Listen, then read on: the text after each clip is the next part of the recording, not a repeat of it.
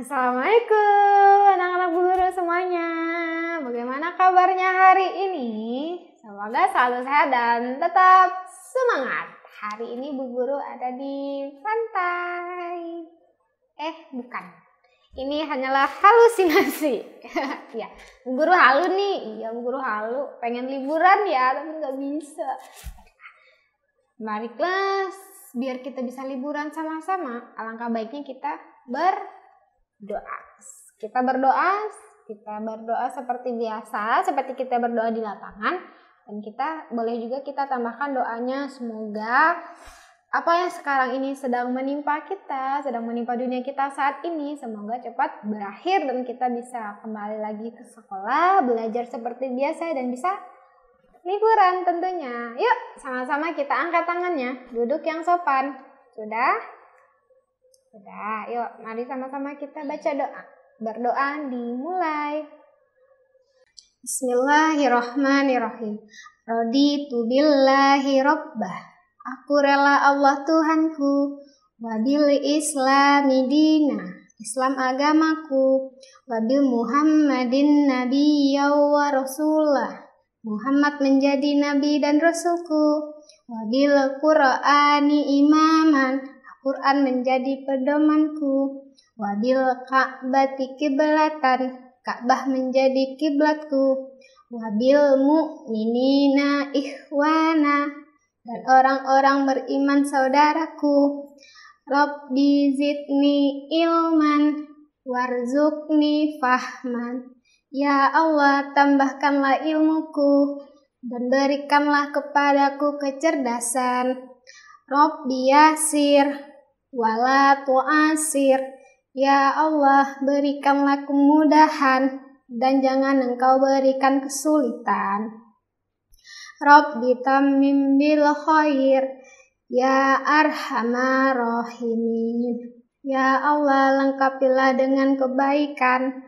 Hanya Engkaulah ya Allah yang Maha Penyayang. Amin. Amin. Doa selesai. Sudah didoakan? Sudah, insya Allah. Hari ini kita belajar materinya tentang apa ya? Yuk sama-sama kita simak videonya. Ingat ya, tonton videonya dari awal sampai habis. Nah, hari ini kita belajar PKN tentang contoh pengamalan Pancasila di masyarakat. Kenapa Bu Guru sekarang bikinnya pengamalan, bukan pengalaman lagi? Karena takutnya kalau pengalaman anak-anak Bu Guru belum pernah kayak gitu, atau sudah pernah tapi belum terfikirkan gitu, belum, oh iya ya, padahal kan kemarin kayak gini, berarti kan aku sudah mengalaminya. Nah, jadi hari ini Bu Guru pengen kasih tahu aja nih, kira-kira kalau di masyarakat contoh yang bisa kita amalkan itu dari Pancasila apa aja. Nah, jadi hari ini kita hanya belajar tentang pengamalan Pancasila di masyarakat. Kemarin kita sudah belajar di rumah, di sekolah, di mana lagi? Di lingkungan bermain, dan sekarang di masyarakat. Nah, kita lihat masing-masingnya. Nih, contoh sila pertama, kira-kira apa ya? Nih. Wah, ada anak kecil. Jadi itu sebenarnya ada dua foto ya. Jadi digabung. Kira-kira mana yang beragama Islam? Mana? Kiri atau kanan? Yang jelas perempuan yang menggunakan kerudung. Itu namanya apa anak-anak? Obor. Iya, obor. Biasanya digunakan untuk pawai ya. Misalnya takbiran atau tahun baru Islam biasanya gitu ya. Kemudian di sebelahnya lagi ada yang merah putih. Kira-kira itu apa? Perayaan 17 Agustus. Ya, bukan. Jadi kan walaupun itu merah putih, itu melambangkan hari Natalnya teman-teman kita atau sesama masyarakat yang hidup di lingkungan kita, maupun itu dekat atau tidak gitu. Nah, itu merupakan beragama Kristen. Nah, jadi yang satunya yang bawa obor itu beragama Islam dan satu lagi beragama Kristen. Kira-kira ini apa ya? Nah, ini namanya toleransi beragama. Maksudnya toleransi beragama itu apa, Bu Guru? Jadi maksudnya itu kita menghargai agamanya mereka dan mereka juga menghargai agamanya kita. Jadi ketika kita lagi pawai nih, lagi arak-arakan, bawa obor, bawa apa, kita takbiran, itu kan kita biasanya pakai apa sih yang kita pukul, apa namanya anak-anak? Apa? Ya, yang biasa dipukul-pukul tuh apa? Biasanya gendang, boleh. Apalagi biasanya beduk. Ya, kan kita biasanya pakai suara Allahu Akbar, gitu kan. Nah itu kan suaranya kan kenceng. Suaranya kenceng, ya tapi kan mereka juga nggak marah gitu kan ya. Itu namanya mereka menghargai agama kita. Sama seperti kita menghargai mereka ketika mereka merayakan hari-hari besar agamanya mereka seperti Natal. Ya itu kan biasanya di mall-mall nih, bukan hanya ketika Idul Fitri aja kan. Di mall-mall biasanya ada hiasan-hiasan. Kalau di hari Idul Fitri atau Idul Adha biasanya di mall-mall ada kayak gantungan ketupat-ketupat gitu kan. Tapi kalau di pas di hari Natal juga ada biasanya ditaruh situ tuh pohon Natal yang gede gitu ya. Maupun agama-agama yang lain. Nah itu namanya kita menghargai agamanya mereka. Jadi kita tidak saling mengganggu. Jadi kita juga saling menghormati atau menghargai. Sekarang kita lanjut ke contoh sila kedua. Kira-kira apa ya? Tuh lagi ngapain anak-anak? Ya, jadi di situ terlihat ada bapak-bapak yang sudah lumayan tua. Kemudian ada emasnya ngasih apa itu namanya? Telur. Nah, itu sikapnya itu merupakan menolong sesama yang membutuhkan bantuan. Nih, apalagi nih dalam kondisi kita yang seperti sekarang ini ada banyak orang-orang yang membutuhkan bantuan kita, seperti orang yang tidak seberuntung kita kan, yang biasanya di toko-toko duduk-duduk gitu kan, atau yang biasanya ngamen atau minta-minta, atau yang biasanya nungguin gitu, atau yang main gitar sendiri, main bola sendiri, udah tua kan kita kasihan kan ya. Nah ketika kita memberi bantuan itu berarti kita sudah mengamalkan sila kedua tentang kemanusiaan gitu. Kita melihat sesama umat manusia yang sedang kesusahan itu, kita kayak kasihan ya, yuk bantu yuk gitu. Nah, jadi kita bantu. Nah itu namanya kita sudah mengamalkan sila kedua. Jadi tidak usah beranggapan ini sila kedua kita ngapain ya gitu. Jadi sila kedua itu bisa kita contohkan kepada hal-hal untuk tolong menolong gitu loh. Kita tolong menolong. Atau Bu Guru juga pernah melihat ada bapak-bapak yang kurang beruntung gitu kan, lagi duduk-duduk. Terus tapi bapaknya pakai masker. Bapaknya pakai masker, cuma maskernya udah kotor. Kan kita pakai masker kan untuk kesehatan ya. Tapi kalau maskernya kotor sama aja gitu loh. Nah, jika kita melihat yang kayak gitu, jika kita punya rezeki berlebih, kita punya sesuatu yang lebih gitu ya, kenapa tidak kita bantu? Kan bisa aja kita beliin masker yang baru, Bapak pakai masker yang baru ini ya, biar sehat, biar bersih gitu. Jadi kita bisa menggunakan mengamalkan sila kedua ini. Cara gampangnya tuh ya seperti tolong menolong gitu ya. Kita lanjut lagi ke sila ketiga. Nah, ini ada banyak anak-anak bermain. Itu lihat ada yang dari berbagai macam suku ya. Itu kan ada tuh dari situnya kelihatan beda-beda pakaiannya.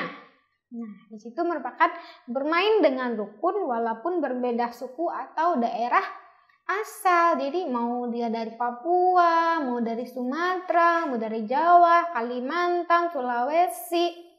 Yang penting kita tetap berteman dengan baik, berteman dengan rukun. Rukun itu berarti kita tidak berantem, kita bisa bekerja sama dengan baik. Jadi kita juga tidak pilih-pilih teman selama teman itu tidak membawa pengaruh buruk untuk kita.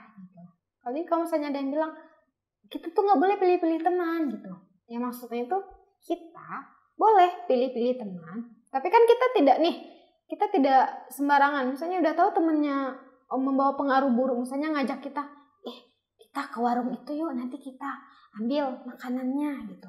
Habis itu kita lari. Nah, kira-kira itu temennya ngajak kita kepada kebaikan atau keburukan? Nah, ngajak kita kepada keburukan, kan kita tidak boleh mencuri. Nah, kita boleh. Dalam hal seperti itu kita boleh pilih-pilih teman. Kita ingat, tapi kita memilihnya itu untuk sesuatu yang baik, bukan untuk sesuatu yang buruk juga. Misalnya nih, nggak mau temenan sama dia gendut. Atau mau teman sama dia hitam. Nggak mau teman sama dia, kan dia nggak punya mainan. Itu baru tidak boleh ya anak-anak ya. Paham ya maksud Bu Guru ya? Ya, insya Allah. Nah, sekarang kita lanjut ke sila ke-4. Apa ya kira-kira? Nah, di situ ada satu orang bapak-bapak, anggap aja bapak yang sedang berdiri itu bapak RT atau bapak RW ya. Kemudian yang duduk itu kita anggap itu masyarakatnya atau anggota-anggota yang sekitaran RT atau RW situ. Kita anggap bapaknya lagi membahas tentang acara 17-an. Jadi bapak RT ini nanya, kira-kira nanti kita kegiatannya apa ya? Gitu. Terus nanti kalau pasti kegiatan, nanti yang bertanggung jawab untuk kegiatan itu siapa gitu. Jadi kan walaupun bapaknya ini memiliki jabatan, walaupun dia RT atau RW, tapi bapaknya tidak menentukan kegiatannya sendiri, tapi tetap bertanya kepada masyarakat di situ, kira-kira kita nanti seperti apa ya, gitu ya. Nah, ini merupakan musyawarah. Musyawarah itu masuk ke sila ke-4 di dalam masyarakat. Nih, kita lihat keterangannya. Nih, musyawarah dalam menentukan suatu kegiatan. Nah, ini merupakan sila ke-4. Kita masuk ke sila yang terakhir, yaitu sila ke-5. Nih, wah, ada yang sudah pernah naik kereta? Sudah? Sudah Bu Guru, sudah aku kemarin naik kereta, aku jalan-jalan ke sini. Nah, apa-apa, yang penting tetap jaga kesehatan, tetap pakai masker, bawa hand sanitizer dan sering-sering cuci tangan. Kita lihat, ini kira-kira keterangannya apa ya? Nih, keadilan dalam penggunaan fasilitas umum. Nih, ini kan kereta api ini atau KRL ini yang biasa kita gunakan untuk misalnya dari Bogor ke Depok atau dari Jakarta Kota ke Jatinegara, biasanya kan naik kereta nih. Nah, Bu Guru pengen tanya dah, KRL ini apakah hanya untuk perempuan saja? Tidak. Ada laki-laki? Ada. Apakah hanya untuk anak muda saja yang orang tua nggak boleh masuk? Enggak. Jadi ini tuh merupakan contoh keadilan ya. Jadi fasilitas yang sudah disediakan oleh pemerintah ini bisa digunakan oleh warga Jakarta, khususnya KRL ini gitu loh. Karena kan di situ pemerintah sudah menyediakan fasilitas umum. Biar apa? Biar tidak terjadi kemacetan. Jadi misalnya nih yang kerjanya dari Bogor ke Angke misalnya, jadi bisa naik kereta, dan di kereta ini itu tidak membedakan boleh laki-laki, boleh perempuan, hanya dipisahkan tempatnya. Jadi perempuan ini ada yang khusus di depan, ada yang khusus di belakang, jadi ada dua-duanya. Jadi antara laki-laki dan perempuan atau anak kecil, anak sekolah, anak kuliah, orang sudah kerja juga boleh naik ini, jadi tidak dilarang. Bahkan orang yang memiliki kekurangan fisik pun seperti yang nggak bisa jalan, yang pakai tongkat, itu nggak dilarang, mereka diperbolehkan, malahan mereka dikasih tempat duduk yang khusus. Seperti kayak orang nenek-nenek nih, nenek-nenek kan nggak bisa lagi tuh berdiri lama-lama, nah itu juga disediakan tempat duduknya gitu loh. Jadi ini itu juga merupakan contoh sila ke-5, keadilan gitu. Jadi semua rakyat Indonesia itu mendapatkan keadilannya gitu. Sampai di sini sudah paham anak-anak? Insya Allah. Nah, jadi materi hari ini sudah selesai. Nah, latihan hariannya adalah menuliskan masing-masing satu contoh pengamalan sila Pancasila di masyarakat. Nah, contohnya seperti yang Bu Guru sampaikan ini ya. Jadi masing-masing itu sila pertama 1, kedua 1, 3 1, 4 1, 5 1. Tapi selain dari yang Bu Guru sampaikan ini. Paham? Tulis di buku tulisan dengan tulisan yang rapi dan bersih. Sampai di sini sudah? Sudah paham tugasnya? Seperti tugas minggu lalu. Minggu lalu tugasnya contoh pengamalan di sekolah. Berarti yang sekarang di masyarakat. Insya Allah paham ya anak-anak guru semuanya. Jangan lupa kerjakan dengan semaksimal mungkin dan sebaik mungkin. Baiklah, sekian tadi Bu Guru. Assalamualaikum warahmatullahi wabarakatuh.